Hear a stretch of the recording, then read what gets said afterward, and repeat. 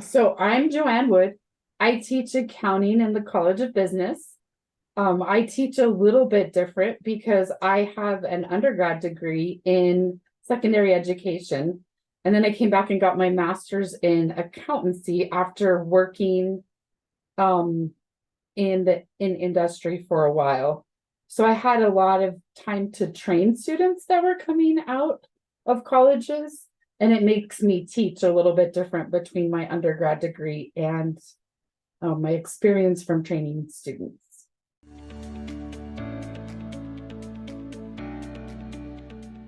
Yes, so today we're going to talk about how I teach accounting in a big lecture hall in the College of Business and Economics. I have 190 students in my class, so it is big. And oftentimes in those big lecture halls, we get worried, or we think we just have to go slide after slide after slide and just teach. And we are very uncomfortable trying to try different things in that learning or those big learning halls. But I have been brave, and this is my first time ever teaching in one of those big lecture halls. And I decided to teach the big lecture hall the same way that I would teach a small classroom of 40 students. So this is my approach and what I do. First week of class, I let them put themselves into groups of 3 or 4. So they can find their own group mate. In my smaller classes, I randomly just count them off, but I don't do anything scientific, right? There's all this research on how we should put people into groups, but I don't worry about that. I just want them to have somebody to talk to and to have somebody to take care of them. So they put themselves in groups of 3 or 4, and I always keep it small because if groups get too big, they can't turn into each other and talk during my class. So that's why I keep them smaller. And I tell them that this is like their support system to get through the class. This is who they should study with.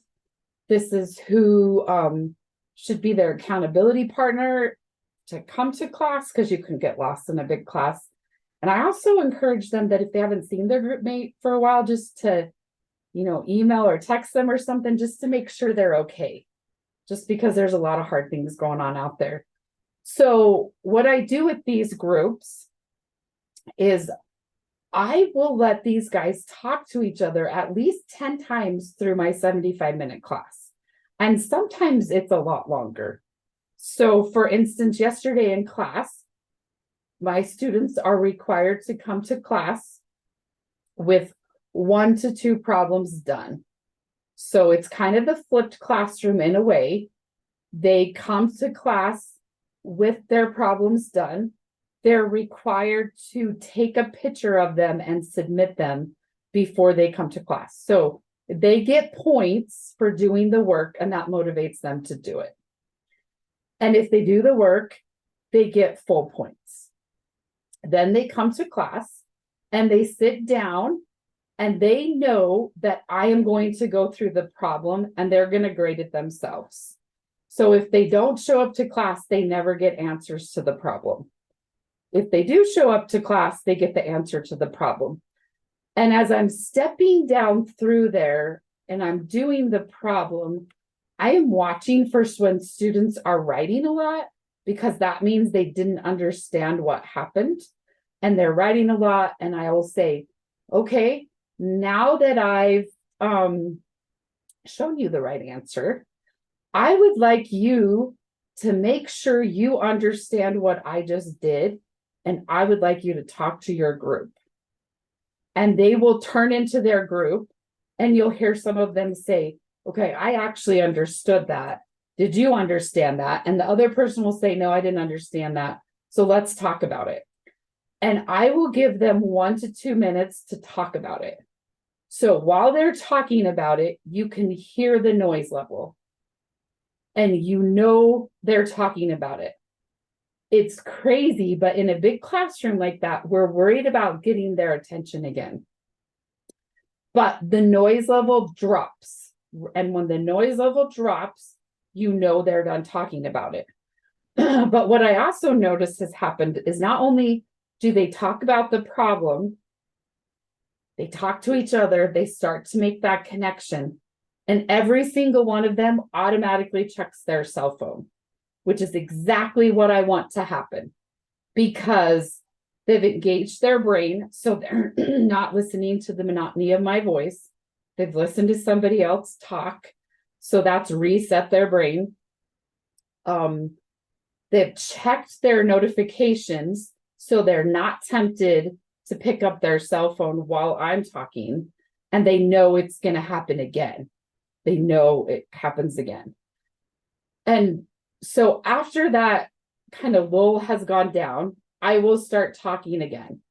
I've also trained them that if the noise keeps starting, I'll say Boise into the microphone, because I wear a clip-on microphone, and they reply state back. And that lets them, that's like when you were, in elementary school and they do the silly little clap things, or they turn the lights off or whatever, right? That Boise state just brings them back. And then I will talk again, and I'll continue to go through the problem, pausing when they have difficulties. And as I'm going through the problems, I'll relay some theory along with it, or I'll relate it to their personal lives so they can apply that to accounting. And then after we've gone through their homework problems, I bring in another problem for them to do. So they've done one, came to class, corrected their work. Then I bring another problem into them to do, explain it to them, and let them do also that problem with their group. So in a 75-minute lecture, I'm probably talking, I would say, about 45 minutes. I never talk longer than 10 minutes at a time without giving them that refresh. I often, after I allow them to talk, I'll ask them, do you have any questions for me? Or I'll require them to come back with some type of answer, and I'll pick random people out of the audience. But what it's really done as students in this big lecture hall, I've noticed there's more people in my classes than there is in other people's classes. So I'm still probably only getting 60 to 70% there. But there's still more people. Other people are probably averaging 50 in the big lecture hall classes here in Kobe. So it's working, but I have not really done anything to help it work, because the reason why it's working is I've forced them to find a friend. And when you have a friend and you have somebody to talk to, and that they're going to be there waiting for you, you show up. You show up for people that you care about. And that's really been a big part of this. The other thing that I've done to force them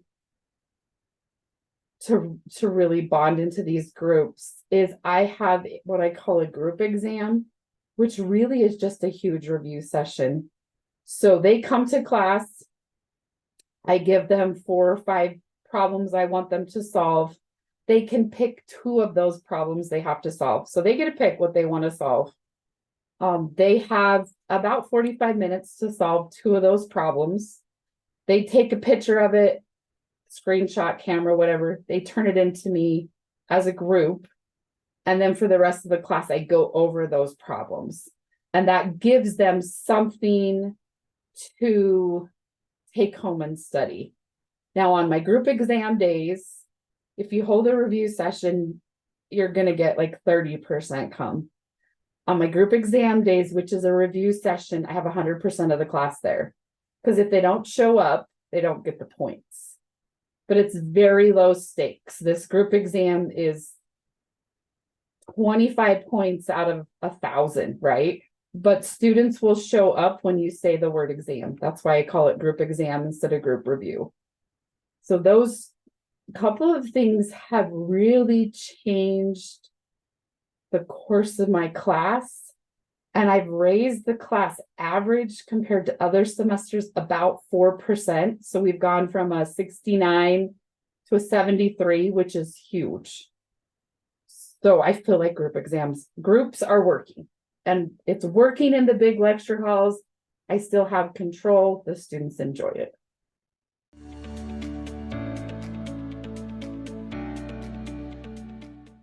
So I think the thing that inspired me to be brave, at first, I was like, I can't do that.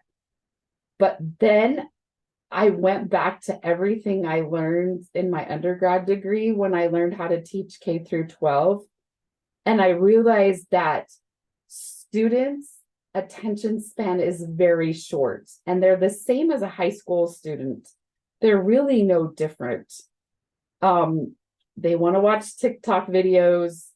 They want to watch YouTube shorts. They want everything to be able to Google and find the answer, right? They're no different than high school students.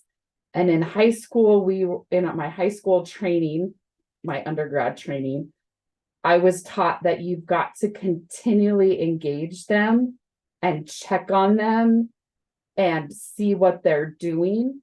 And I had no way to do this. And I could see that students were so bored when I just sat and lectured. So I have actually been teaching this way in my small classes for 6 years. And when I was asked to teach these big classrooms, I had talked to some past students that are, just around. You kind of get to know your accounting students. And I said, what did you like about my teaching? And they told me exactly what I just explained. We come with something, we correct our work, we get to talk to people, we have to process, we have community built in. And they said, you can't change who you are when you go into that lecture hall. And I was like, wow, okay, that's not what I was expecting at all. And I started to just walk into the lecture hall and watch other people teach. And they were just in the lecture style. Students were on their computers, they were on their phones, nobody was paying attention. And I knew the students were right. And I admired those students. And some of them are actually helping me as TAs now. And it was those students that just encouraged me not to change from a small classroom to a big classroom. And I'm glad I didn't.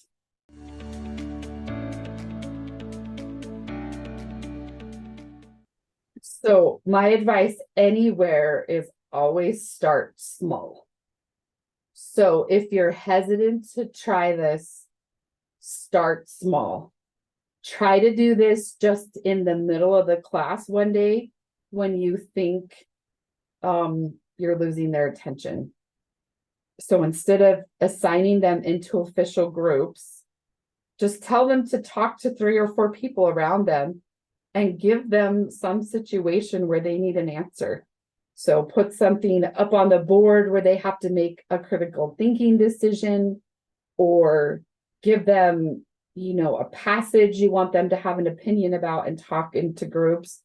But talk or start small, do it in the middle of your class and see the reaction, and really watch for how the students' eyes come back to you after you've let them have that break from your voice, and you'll start to know a difference.